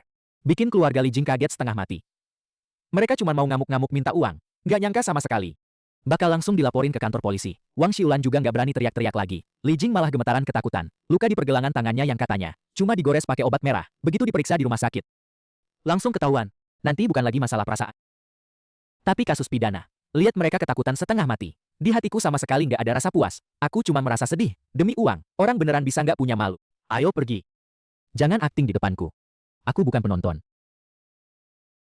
Demi hubungan kita dulu. Hari ini aku nggak lapor polisi. Tapi kalau ada lagi, resiko sendiri. Keluarga Li Jing nggak berani bersuara. Dalam tatapan hina tetangga sekitar, lari tunggang langgang. Lebih parah dari keluarga Om San dulu. Akhirnya, sandiwara ini selesai. Aku lihat punggung mereka. Aku beneran lepaskan masa lalu. Perempuan ini, mulai sekarang, dalam hidupku, bahkan nggak sebanding sama tanda baca. Aku urusan Beijing serahin ke kalian. Aku mau pergi jauh. Kemana? Aku menatap langit selatan. Pandanganku tajam dan jauh. Ke Shanghai. Ke tempat uang bisa hasilin uang. Keputusan pergi ke Shanghai. Bukan sekadar iseng. Renovasi halaman udah masuk. Tahap akhir. Sisanya tinggal dekorasi interior. Papa mamaku ngawasin aja udah cukup. Dan aku harus untuk kekayaanku. Cari jalan baru. Tapi mau berdiri di era 90-an, yang penuh gejolak ini. Beneran berdiri di puncak gelombang. Aku harus pergi. Kota yang udah bergema suara mesin kapital. Shanghai, aku udah bilang semuanya ke papa mama. 200.000 ini tinggal buat mereka. Sebagai dana cadangan keluarga, dan sisa biaya renovasi, sisanya 400.000. Aku tukar jadi uang tunai. Masukin keras kanvas gede. Siap dibawa ke Shanghai. Mamaku, lihat tas penuh uang itu. Khawatir banget. Nah, bawa uang sebanyak ini berbahaya banget. Mending simpan di bank. Ma, sekarang ambil uang antar provinsi repot banget. Lagi pula, urusan yang mau aku urus butuh uang tunai. Tahun 1990, pembayaran elektronik masih jauh dari umum. Transaksi besar, cara paling terpercaya ya uang tunai. Bapakku sih lebih santai daripada ibu. Pergi aja. Kawok sejati harus merantau. Di rumah ada aku dan ibumu. Kamu nggak di luar hati-hati ya. Ini uang tabungan rahasia aku 200 yuan. Kamu ambil. Aku lihat uang 200 itu. Mataku berkaca-kaca. Ini mungkin bapakku. Tabungan hampir seumur hidup. Aku nggak nolak. Aku terima. Aku masukin ke saku. Pa. Iya, Pa. Besoknya, aku panggul tas kanvas yang berat itu. Naik kereta ke selatan. Kereta api warna hijau. Kletek-kletek, gerbong penuh sesak. Udara campur bau keringat sama mie instan. Juga bau aneh-aneh yang nggak jelas. Aku beli tiket tempat tidur. Tapi sepanjang jalan aku nggak berani tidur. Tas kanvas berisi uang itu. Aku peluk erat di dada. Di dalam tas ada 400.000 yuan tunai. Juga satu batang emas kecil. Buat jaga-jaga kalau butuh darurat. Siapapun yang dekat aku. Aku lihat dengan duri. Perjalanan ini sangat menyiksa. Setelah belasan jam, kereta akhirnya sampai di stasiun Shanghai. Keluar dari stasiun, udara panas lembab langsung nyamperin. Kalau Beijing, yang kering dan dingin menusuk banget bedanya. Pemandangan di depan bikin aku kaget. Rumah-rumah gaya barat berdiri tegak. Pria dan wanita modis. Di jalan banyak mobil. Mobil impor yang namanya nggak kukenal. Juga yang di mana-mana ada. Dialek Shanghai yang lembut. Kemewahan dan gaya barat kota ini jauh melebihi bayanganku. Aku nggak buru-buru urus-urusan. Aku cari dulu losmen yang kelihatan resmi terus nginap. Uangnya aku kunci di kamar. Terus aku keluar jalan-jalan. Aku pergi kebun. Lihat Hotel Peace. Aku pergi ke Nanjing Road. Aku ngerasain kemewahan kota Shanghai yang terkenal. Aku kayak turis yang pernah ngamatin semua yang ada di kota ini. Tapi aku tahu, aku nggak datang buat liburan. Keesokan harinya, aku pergi ke tujuan akhir perjalananku. Hotel Bujang di distrik Huangpu. Bursa Efek Shanghai. Lahir di sini. Saat aku berdiri di depan pintu uang merah itu, aku bisa dengar dengan jelas detak jantungku sendiri. Aku tahu di balik pintu ini ada dunia yang benar-benar baru, yang gila, bisa bikin orang kaya mendadak semalam, juga bisa bikin orang bangkrut seketika. Dunia. Aku tarik napas dalam-dalam, lalu masuk. Ruang transaksinya nggak besar, tapi ramai banget. Suara orang ribut. Rompi merah adalah tanda para trader. Mereka berdesakan di depan konter, berteriak keras-keras. Nama dan harga saham. Layar elektronik di dinding masih sederhana banget. Di situ pakai huruf merah dan hijau, nunjukin harga real time beberapa saham. Mal Yuyuan, Yanzhong Industrial, Jenkong Electronics, Foilai Audio, saham 8 legendaris. Aku lihat nama-nama yang familiar ini. Darahku mulai mendidih. Ini medan tempur masa depanku. Aula penuh dengan berbagai macam orang. Ada yang pakai jas, kelihatan kayak pejabat. Ada yang bawa keranjang sayur. Ibu-ibu yang baru belanja sayur. Lebih banyak yang kayak aku. Orang biasa yang bingung dan penuh harap. Mereka menabung seumur hidup. Semuanya dimasukkan ke pasar yang gak kelihatan. Gak bisa disentuh. Bertaruh pada masa depan yang gak pasti. Aku beda sama mereka. Aku gak datang buat bertaruh. Aku datang buat panen. Karena aku tahu masa depan. Aku cari sudut. Diam-diam ngamatin. Aku lihat seorang ibu nangis sambil megang sertifikat saham. Dia jual saham Jenkong Electronics yang turun. Aku juga lihat seorang pemuda. Karena saham Yanzhong Industrial yang dia beli naik. Dia loncat kegirangan. Suka duka silih berganti di sini setiap hari. Aku nggak langsung ambil tindakan. Aku nunggu momen. Momen yang bisa bikin aku terkenal dalam sekali gebrakan. Aku di ruang transaksi. Nunggu seharian penuh. Sampai tutup pasar. Malamnya aku balik ke hotel. Nggak nonton TV, juga nggak baca buku. Aku buka peta Shanghai. Di atas kertas, badai kekayaan yang benar-benar melanda seluruh negeri. Nggak dimulai dari Shanghai, tapi dari selatan. Dari desa nelayan kecil bernama Shenzhen. Itu tentulah, Shenzhen akan menjual sesuatu yang namanya formulir pendaftaran pembelian saham. Di masa depan disebut kupon pembelian. Itu yang benar-benar. Bisnis modal kecil untung besar. Dan sekarang, sebelum badai, masih ada lebih dari setahun. Aku harus dalam waktu ini menyelesaikan akumulasi modal awal. Aku pakai pulpen di kertas putih, di bursa efek Shanghai, bikin lingkaran. Lalu di kertas, nulis, saham gila pertama yang aku ingat. Yuan Mall. Aku ingat banget. Saham ini di awal tahun 92. Bakal naik karena satu berita bagus. Dalam beberapa bulan aja. Dari 100 naik ke 10.000. Naik 100 kali, dan sekarang harganya 320. Dan masih terus turun. Semua orang pikir dia bakal bangkrut. Tapi aku tahu, ini kegelapan terakhir sebelum fajar. Momenku datang. Besok, aku bakal pakai uang ini. Ngetuk pintu paling gila di zaman ini. Besok, semua bakal berubah. Zaman hebat ini baru aja dimulai. Dan aku udah siap. Besok pagi-pagi, aku datang lagi ke Hotel Pujang di distrik Guangpu. Kali ini, aku bukan penonton lagi. Aku bawa tas kanvas penuh uang tunai. Langsung jalan ke samping aula, meja depan perusahaan sekuritas. Di belakang meja, duduk seorang cowok pakai kacamata. Kelihatan pinter banget. Di badge di dadanya tertulis, Manager Client, Zhao Hai. Aku taruh tas kanvas di atas meja, bunyi gedebuk. Zhao Hai angkat kepala, dorong kacamatanya, ngeliatin aku dari atas ke bawah. Anak muda dari utara, pakaian biasa aja, bawa tas kanvas yang norak. Di matanya, ada waspada profesional dikit. Mas, ada yang bisa dibantu? Aku mau buka rekening, beli saham. Zhao Hai mengangguk, keluarin beberapa formulir. KTP-nya bawa nggak? Buka rekening perlu deposit 100.000. Aku keluarin KTP, terus dari saku, ambil uang 100.000, isi formulirnya. Selesai urus administrasi. Zhao Hai kasih aku akun trading. Ini akun trading. Mau beli saham yang mana? Beli berapa? Aku nunjuk layar elektronik di dinding. Yuan Mall. Zhao Hai kaget sebentar. Yuan Mall. Mas, saham ini akhir-akhir ini turun banget loh. Di bursa efek sih, disebut penggiling daging. Banyak investor lama yang rugi di saham ini. Kamu yakin mau beli ini? Dia jelas-jelas niat baik. Ning ngingetin aku yakin. Terus kamu mau beli berapa? Aku buka resleting tas kanvas. Kelihatan di dalamnya tersusun, rapi banget. Tumpukan uang seratusan, duit merah. Di bawah lampu. Ada efek kejutan tersendiri. Zhao Hai langsung melotot. Beberapa teman kerjanya di samping juga ikut ngintip. Muka nggak percaya. Seluruh meja jadi sunyi senyap aneh. Aku bilang dengan tenang. Ini 400.000. Aku mau all in beli Yuan Mall. Menurut harga pasar sekarang, bisa beli berapa? All in. Beli. Suara Zhao Hai gemetar. Dia kerja di bidang sekuritas. Pernah lihat banyak klien kaya, tapi kayak aku. Bawa satu karung uang tunai. All in beli saham sampah. Orang bodoh, dia baru pertama kali lihat. Dia pikir aku pasti gila. Mas, kamu pikir-pikir lagi dong. Pasar saham ada risik. Investasi harus hati-hati. Kalau 400.000 ini kamu masukin semua, mungkin nggak kelihatan efeknya sama sekali. Gak usah pikirin lagi. Beli Yuan Mall aja. Sekarang juga. Nada bicaraku nggak bisa diragukan. Zhao Hai lihat tatapan mataku yang yakin. Tahu dia nggak bisa bujuk aku. Dia telan ludah. Bos. Sipet sini setelah bos datang. Lihat uang di tasku. Juga kaget banget. Dia konfirmasi lagi sama aku. Ma, konfirmasi ya? All in beli Yuan Mall. Iya. Setelah dengar jawaban iya dari aku, dia menghela napas. Ya udah. Keinginan klien. Kita harus hormati. Dia sendiri yang mengawasi. Nyuruh Zhao Hai dan dua staf lainnya. Mulai hitung uang tunai aku. Uang tunai 400.000, bukan jumlah kecil. Mereka bertiga pakai mesin hitung uang selama setengah jam. Semua orang di ruang transaksi pada lihat keributan kita. Mereka lihat tumpukan uang itu, terus lihat layar. Harga saham Yuan Mall yang hijau banget. Akuat. Dari mana datangnya orang bodoh? Buang 400.000 percuma. Mungkin uang negara dari kantor mana gitu. Mau cari untung, ujung-ujungnya kejebak. Nah gini jadinya, siap-siap lompat dari gedung aja. Macam-macam omongan masuk ke telingaku. Aku cuek aja. Aku cuma diam ngelihat layar. Di situ tertera. Taman Yuan. 315 rupiah. Uangnya udah dihitung bersih.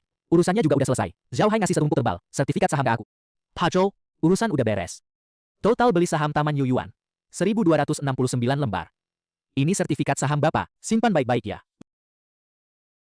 Makasih. Kertas-kertas ini di mata orang lain mungkin bakal jadi sampah kertas. 2033354000. Tapi di mataku, itu tiket menuju kebebasan finansial. Aku angguk ke Zhao Hai.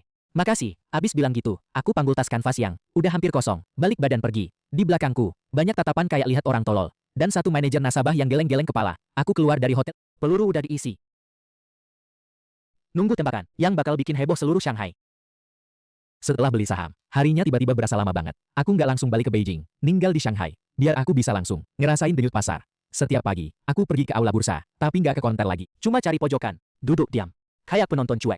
Harga saham, Taman Yuan, kayak air mati. Malahan, setelah aku beli, harganya malah turun dikit beberapa hari. Pernah tembus di bawah 300. Ini bikin aku di bursa. Jadi bahan ketawa receh. Banyak orang kenal aku ini. Orang utara tolol yang beli saham Yuyuan 400.000. Waktu mereka lewat di sampingku, mereka melirik dengan kasihan. Ada yang, bahkan di depanku, nunjuk-nunjuk sambil bisik-bisik. Lihat, itu dia, si bodoh yang ketipu. 400.000. Loh, beli apa aja kan lebih baik. Masa milih Yuyuan? Sekarang jadinya, udah rugi puluhan ribu. Setiap kali Zhao Hai lihat aku, dia kayak mau ngomong tapi ditahan. Kayaknya dia mau ngingetin aku buat stop rugi. Tapi nggak tahu cara ngomongnya. Aku bisa rasain perjuangan batinnya. Untuk semua ini, aku nggak peduli sama sekali. Hatiku, juga kayak air mati. Nggak bergelombang. Aku tahu, ini cuma ketenangan. Sebelum badai, gelap sebelum fajar, emang yang paling berat. Selain ke bursa, sebagian besar waktuku, kuhabiskan di perpustakaan Shanghai. Aku baca banyak bahan. Soal tata kota Shanghai, kebijakan pengembangan Pudong, dan jurnal ekonomi. Dan aku lagi nyocokin ingatanku. Sambil cari peluang baru. Aku tahu, cuma modal ingatan, nggak bakal tahan lama. Aku harus benar-benar paham zaman ini, biar bisa ku kuasai. Suatu di dekat bursa, aku makan mie di warung mie kecil. Warungnya kecil, tapi ramai. Banyak yang di bursa, para pialang dan investor, suka makan siang di sini. Baru banyak, yang bungkus. Lagi makan, obrolan meja sebelah. Menarik perhatianku. Yang ngomong adalah anak muda, umur 27-28, gitu. Pakai kacamata, kelihatan rapi, tapi di alisnya, ada kegelisahan yang nggak bisa disembunyiin. Di depannya, duduk seorang pria setengah baya. Suara pemuda ini kedengaran pahit. Kachen, menurut kamu, aku harus gimana? Uang nikahan yang disiapin keluarga. Semua aku masukin ke Yuyuan. Sekarang turun kayak gini. Pacarku tiap hari ribut sama aku. Kalau nggak cat loss lagi, perkawinan bisa batal. Qiming ah, aku udah bilang sama kamu dari dulu. Saham Yuyuan ini, airnya terlalu dalam. Dari awal nggak seharusnya disentuh. Sekarang cat loss aja. Masih bisa balik modal dikit. Kalau nggak, bener-bener rugi total. Tapi, Kachen, aku udah pelajari laporan keuangan Yuyuan, fundamentalnya nggak ada masalah, aset bersihnya tinggi banget. Rasio utangnya juga rendah. Dan lokasinya di Kuil Chenghuang. Itu kan kawasan paling inti di Shanghai. Kachen, bayangin, Begitu dokumen pembangunan Pudong turun, dia pasti penerima manfaat terbesar. Harga saham gak seharusnya serendah ini. Logikanya sih gitu. tapi pasar saham nggak pakai logika, cuma pakai cerita. Sekarang Bandar terang-terangan mau jebol pasar. Kamu cuma pemain kecil, bisa lawan Bandar. Dengerin saran kakak. Terima rugi dan keluar aja. Anak muda yang namanya Chen Qiming ini, bikin aku agak terkejut. Di era yang penuh spekulasi kayak gini. Kayak dia, yang benar-benar pelajari fundamental perusahaan. Sangat langka. Dan, pendapatnya hampir sama persis dengan pendapatku. Aku lihat dia. Tiba-tiba timbul rasa kasihan. Atau bisa dibilang, rasa sayang sama bakat. Orang kayak gini. Kalau dia bisa lewati rintangan ini, masa depannya nggak terbatas. Aku berdiri, jalan ke meja mereka. Soba. Menurut aku, pendapat kamu nggak salah. Seharusnya tahan dulu. Mereka berdua melongo, nengok ke atas. Lihat aku tamu nggak diundang. Chen Qiming kenal aku. Di wajahnya, ada ekspresi rumit sekilas. Kaget, juga sedikit. Lu juga pecun. Lu pantas ngajarin gue? Dia jelas juga tahu aku. 400.000 buat beli cerita gemilang Yuyuan. Di depan goblok besar kayak aku ini, analisis fundamental dia itu. Makin kelihatan konyol. Lu siapa sih? Kami ngomong, lu ikut campur aja. Gelap nggak bakal terus-terusan. Fajar udah mau datang. Pegang chip yang lu punya. Dia bakal kasih kejutan. Abis bilang gitu. Aku bayar. Balik badan pergi. Ninggalin mereka berdua. Saling pandang. Aku nggak tahu kata-kataku. Berapa banyak yang bisa dia dengerin. Aku cuma ngerasa. Harus ngomong aja. Soal jodoh ini, aneh banget. Mungkin, mie yang ini, hari ini, bisa ngerubah nasib seseorang. Atau mungkin, nggak ada yang Aku balik ke hotel. Lanjut baca buku. Hari-hari, lewat satu-satu. Cuaca Shanghai. Makin dingin, di bursa. Lelukon soal Yuyuan Mall. Juga makin nggak ada yang bahas. Karena, udah anjlok ke 250. Jadi saham mati yang nggak ada yang lirik. Bahkan tatapan bos hotel ke aku. Penuh rasa iba. Semua orang ngerasa. Gua hanco, cuma gue sendiri yang tahu. Saat pertarungan pamungkas mau tiba, suatu hari di bulan Desember. Hari yang kelihatannya biasa aja. Pemerintah kota Shanghai mengadakan konferensi pers, setujui Yuyuan Mall, jadi pilot reformasi saham perseroan. Sementara, umumin bakal ngeluarin duit gede buat kawasan komersial Kuil Chenghuang. Tiap grade total. Kabar terbaru, Bursa Efek Shanghai ngumumin, saham Yuyuan Mall, dan lainnya. Mulai hari ini, diperdagang. Begitu kabar keluar, seluruh Shanghai langsung geger. 205 tahunya. Naik.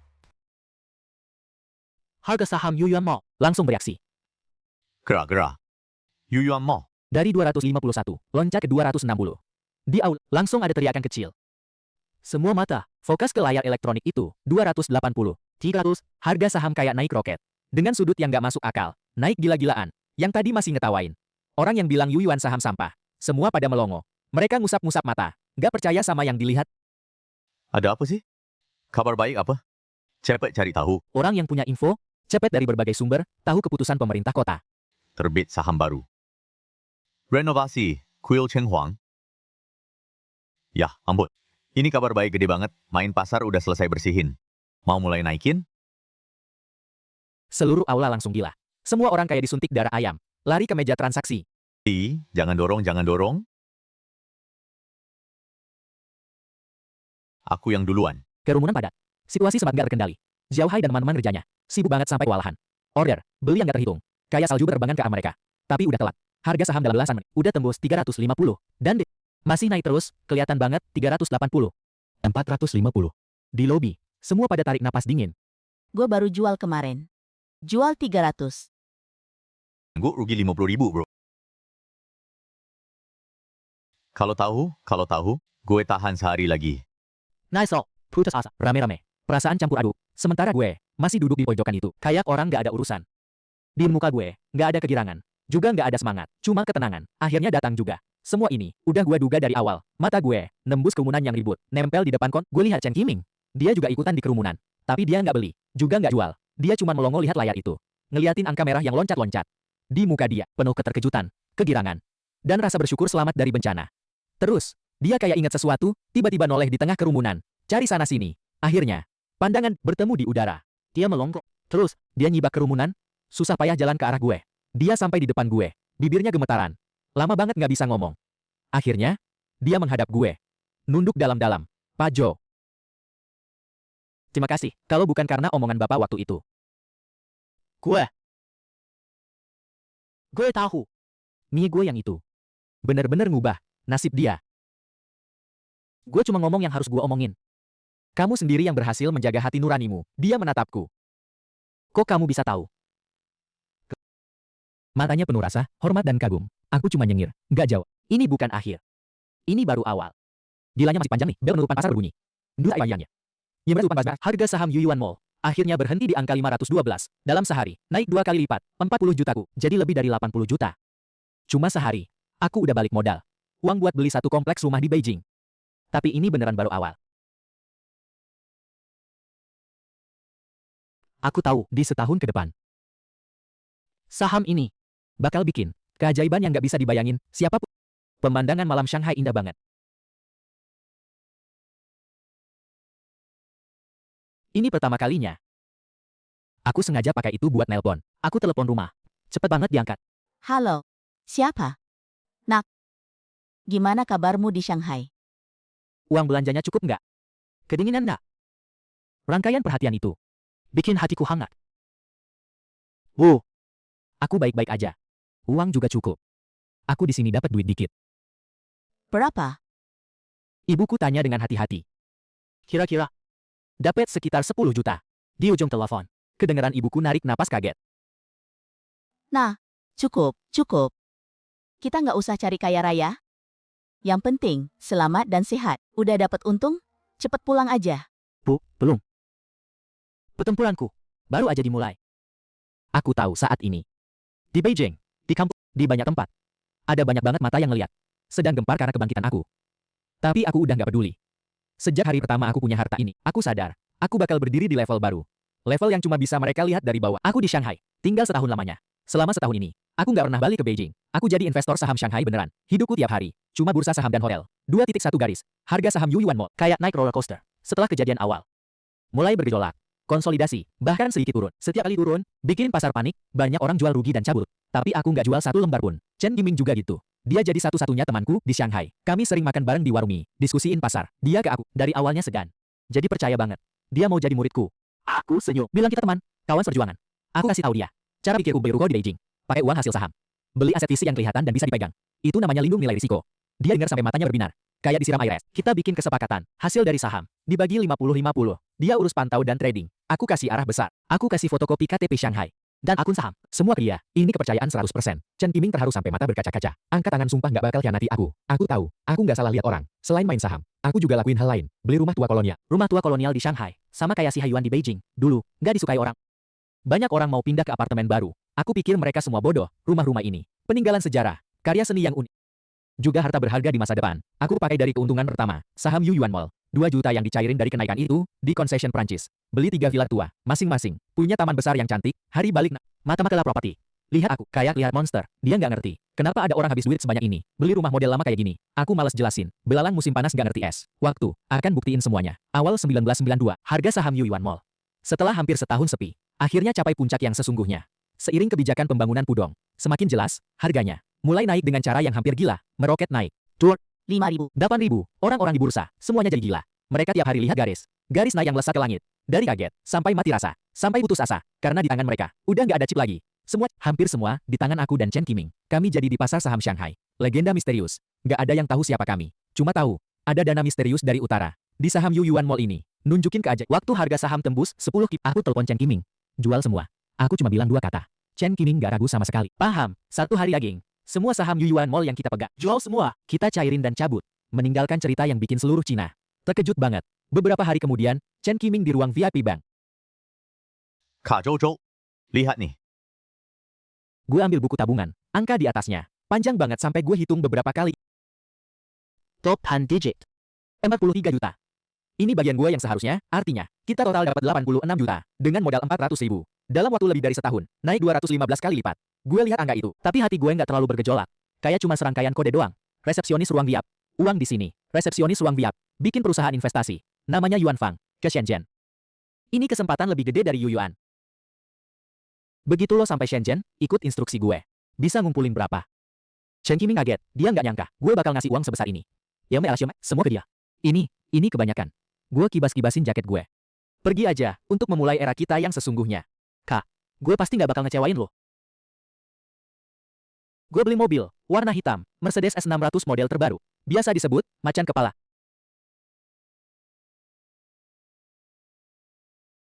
Urus semua dokumen. Habis 160 juta.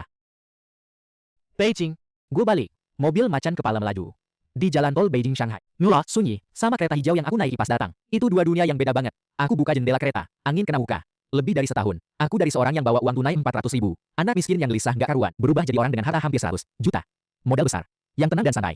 Nasib hidup. Kayak mimpi banget. Waktu aku nyetir sampai di kota Beijing. Udah sore. Aku nggak langsung pulang. Aku nyetir kesian. Di gedung department store. Aku belanja. Gila-gilaan. Buat bok, beli jaket kulit model terbaru. Jam tangan Swiss. Buat nyok, beli kalung emas. Mantel bulu cerpelai. Sama berbagai suplemen paling mahal. Teh, minuman keras mahal. Isi bagasi dan kursi belakang Mercedes. Penuh banget. Rasanya ngeluarin duit. Masih enak banget. Tapi udah nggak ada yang dulu. Kenikmatan balas dendam. Lebih kerasa puas yang tenang. Ngeluarin duit buat keluarga. Emang sudah kewajiban. Waktu aku nyetir, mobil hitam keren ini. Masuk pelan-pelan, ke gang yang familiar. Seluruh gang. Heboh banget. Anak-anak lari di belakang mobil. Orang dewasa berdiri di pintu rumah. Julurkan leher ngeliat. Ini mobil siapa? Keren banget. Mercedes. Ini Mercy gede. Pasti lebih dari 1 miliar. Ya ampun. Ini dewa apa yang datang? Dalam tatapan terkejut. Ari, Denki. Aku berhentikan mobil. Halo mangku. Udah berubah total. Pintu halaman yang dulu rusak. Ganti jadi pintu kayu merah besar dan tebal. Di pintu gantung 2 lampion antik. Di depan pintu. Ada 2 sosok yang berdiri menunggu dengan penuh harap. Itu bokap dan nyokapku. Pasti mereka dengar suara dari luar. Terus keluar lihat. Pas pintu mobil terbuka. Aku turun dari kursi sopir. Mereka kayu beneran. Pipa rokok bokap jatuh ke tanah. Nyokap nutup mulut. Matanya nggak percaya banget. Pak, Ma. Aku pulang. Pulang aja udah cukup. Nyokap gemeteran badannya. Mata bokap juga basah. Setahun nggak ketemu. Mereka agak tuan dikit, tapi semangatnya bagus. Nyokap tepuk-tepuk punggungku. Ngomel terus. Tetangga-tetangga juga pada ngumpul. Pas mereka lihat yang nyetir itu aku. Rahan mereka jatuh sampai ke tanah. Itu, ya ampun, beneran Joan. Bukannya dia ke Shanghai, kok pulang bawa Mercy? Itu, Mantel bulu mewah. Ya Tuhan, 1 aja gajiku, setahun kali ya. ini buat lo. Ini punya lo. Orang tuaku udah bengong total. Mereka lihat barang-barang itu. Tangan aja nggak tahu taruh di mana. Pas itu, di kerumunan, aku lihat sosok yang familiar. Wang Xiu, ibunya, Li Jing. Dia juga ikut nonton di kerumunan. Pas dia lihat aku, lihat mobil yang aku bawa, lihat barang-barang yang aku beli. Wajahnya berubah kayak palet warna. Seru banget. Dari kaget sampai iri, terus nyesel banget. Badannya goyang-goyang. Hampir nggak berdiri. Orang sampingnya nahan. Mbak Wang, kamu nggak apa-apa. Coba lihat tuh Joan. Sekarang sukses banget. Dulu kalau kamu nggak biarin keluargamu, Xiao Jing putus sama dia. Sekarang keberuntungan ini kan semuanya jadi milik keluargamu. Kata-kata itu kayak pisau. Nusuk banget ke hati Wang Xiulan. Mukanya pucat pasi, bibirnya gemetar. Nggak bisa ngomong sepatah kata pun. Aku dengar, Li Jing akhirnya nikah sama seorang kepala seksi kecil di BUMN. Hidupnya biasa aja, nggak jelek nggak bagus. Tapi dia nggak pernah punya kesempatan lagi buat nyentuh hidupku yang sekarang. Level kehidupan kayak gitu. Aku lihat, Wang Xiulan kelihatan hilang semangat. Hatiku sama sekali nggak terganggu. Aku tuntun orang tuaku. Masuk ke halaman. Bunyi. Bam. Nutup pintu gerbang. Semua keributan dan gosip. Semuanya di luar pintu. Pas masuk halaman. Baru aku benar-benar kaget sama pemandangan di depan mata. Di sini, udah nggak bisa disebut halaman lagi. Bener-bener kayak Taman Suzhou. Di tengah halaman. Di balik kolam teratai kecil. Di dalamnya ada beberapa ekor ikan koi. Di pinggir kolam. Ada batu karang buatan dan satu pohon dengan bentuk yang kokoh. Pohon pinus penyambut tamu. Kamar timur diubah jadi ruang teh. Kamar barat jadi ruang baca. 3 kamar disatukan. Jadi satu. Ruang tamu yang luas dan terang. Dekorasi gaya Cina. Furnitur kayu merah. Elegan dan berwibawa. Lebih baik dari yang aku gambar di rencana. Jauh lebih bagus 10 kali lipat. Aku tahu, orang tuaku di atas. Mencurahkan seluruh jerih payah mereka. Gimana? Nah, bapakku tangan di belakang. Kayak jenderal yang menunggu di inspeksi. Nadanya penuh kebanggaan. Lumayanlah. Aku mengangguk kuat-kuat. Kalian capek-capek ya. Ini lebih bagus dari istana kerajaan. Ibuku ketawa sampai keluar air mata. Kamu suka? Udah cukup. Malah, kita bertiga sekeluarga. Di halaman aja. Siapin meja makan. Nggak ada orang lain. Aku nemenin bapak. Minum muta yang aku bawa pulang. Guido. Kecap-kecap bibir. Enak banget. Emang beda. Dia lihat aku. Matanya penuh perasaan. Nah, kamu udah sukses sekarang. Punya karier sendiri. Mama bapak jadi tenang. Tapi masalah pribadimu harus dipikirin juga. Aku senyum aja. Nggak usah buru-buru. Jodoh itu, kalau waktunya tiba, pasti datang sendiri. Aku angkat gelas. Pa, aku minum untuk kalian. Makasih ya. Di bawah sinar bulan, bayangan kita bertiga. Kelihatan panjang. Halaman kecil ini, simpan semua masa laluku. Juga bakal buka semua masa depanku. Aku nggak lama di Beijing. Setelah nikmatin kehangatan keluarga beberapa hari, aku berangkat lagi. Kali ini, pergi ke Shenzhen. Perusahaan investasi Yuan Fang. Di bawah pimpinan Chen Qiming, udah berdiri kokoh di Shenzhen. Gengsi udah dapat. Selanjutnya, harus cari keuntungan. Kita bukan lagi spekulan pasar. Kita mulai investasi di sektor real. Dengan dana yang aku pegang, aku ambil saham beberapa perusahaan teknologi yang waktu itu masih belum terkenal, yang bikin VCD, yang bikin minuman, yang bikin pesan instan. Setiap keputusanku pada saat itu kelihatannya agak aneh bin ajaib. Tapi Chen Qiming sama aku punya kepercayaan yang hampir buta. Dia bakal setiap ide aku dilaksanakan dengan sempurna banget. Imperium bisnis aku, gitu aja di tengah duri-duri, tumbuh dengan liar. Beberapa tahun kemudian, waktu gelombang internet melanda Cina, Yuan Fang Capital udah jadi salah satu di industri raksasa yang nggak bisa diabaikan. Dan aku, nama Joan, juga sering muncul di sampul majalah keuangan. Orang-orang panggil aku jenius investasi, pelopor zaman. Nggak ada yang tahu, aku cuma seorang cheater dari masa depan. Aku juga pelan-pelan terbiasa sama identitas baru. Naik pesawat kelas 1, nginap di hotel bintang 5, pergi kemana-mana ada sopir dan bodyguard. Sama bos-bos dari berbagai industri. Bercanda santai. Aku udah banyak berubah. Tapi ada beberapa hal yang nggak pernah berubah. Misalnya, aku tiap tahun ngeluarin setengah waktu, balik ke halaman kecil di Beijing itu. Di sana, itu akar aku, orang tua aku, bener-bener jalan hidup yang dulu. Nggak berani mimpiin pensiun kayak gitu. Ayah aku kecanduan main catur dan mancing. Tiap hari bawa joran, naik mobil Audi yang aku beliin buat dia. Pergi ke kolam ikan di pinggiran kota, manci aja satu hari. Para bapak-bapak di gang, pada iri banget. Ibu aku malah suka jalan-jalan. Aku cariin sopir dan pemandu, khusus buat dia. Dia, pemandangan indah Cina, semuanya udah dijelajahin. Setiap pulang, pasti bawa banyak oleh-oleh khas. Di halam, selalu penuh tawa dan canda. Cuma, omelan mereka soal urusan pribadi aku, juga makin banyak. Udah kenalin banyak yang mereka anggap cewek yang setara. Ada anak bos, juga ada anak pengusaha. Aku udah nolak sambil senyum. Kok, soal pasangan hidup, nggak ada tuntutan. Aku cuma percaya sama perasaan. Suatu sore yang cerah, aku lagi baca buku di halaman. Seorang cewek pakai baju putih, rambutnya dikuncir kuda, dorong pintu halaman rumah kita. Dia tetangga baru di gang kita, anak seni rupa. Kucingnya lompat ke atap rumah kita, nggak bisa turun. Dia minta tolong, aku angkat kepala. Lihat dia berdiri di bawah pohon pinus itu. Sinar matahari nyusup lewat celah daun, nyinari tubuhnya, kayak bersinar sendiri. Senyumnya, bersih banget, kayak mata air jernih. Hatiku, dia itu. Kehilangan satu detak. Aku pikir, jodoh yang aku tunggu sepertinya udah datang. Terus lewat bertahun-tahun, aku udah jadi bapak dari 2 anak. Istriku, yaitu cewek yang dari kucing itu. Kerajaan bisnis makin besar juga, tapi aku masih suka tinggal di halaman kecil itu. Suatu malam musim dingin turun salju. Anak-anak udah tidur, aku dan istri masak teh di ruang teh. Dia tanya, Sepanjang hidupmu, keputusan paling benar apa? 30 tahun lalu, beli halaman ini. Kirain lo bakal bilang nikahin aku, sih. Dinding yang dulu nyimpan emas batangan, udah diperbaiki mulus kayak baru. Di atasnya tergantung lukisan buatan istriku. Gambarnya halaman ini, musim semi, musim panas, musim gugur, musim dingin, 4 musim berganti. Aku ulurkan tangan, elus-elus dinding itu pala. Dindingnya dingin, kokoh, nggak kedengeran lagi suara hampa. Tapi di hatiku, terasa penuh banget. Emas batangan sepenuh dinding itu, kasih aku awal buat terbang ke langit. Tapi yang beneran bikin aku terbang lebih tinggi, dan jalan lebih jauh, adalah zaman yang penuh gejolak ini. Dan aku di era ini, setiap pilihan yang aku buat, aku berdiri di depan jendela, ngelihat salju berjatuhan di halaman. Semua sepi banget, aku tahu, ceritaku masih jauh dari selesai. Buka tengah pak, zaman besar ini baru aja mulai. Besok bakal jadi hari baru lagi, penuh kesempatan, juga penuh tantangan. Dan aku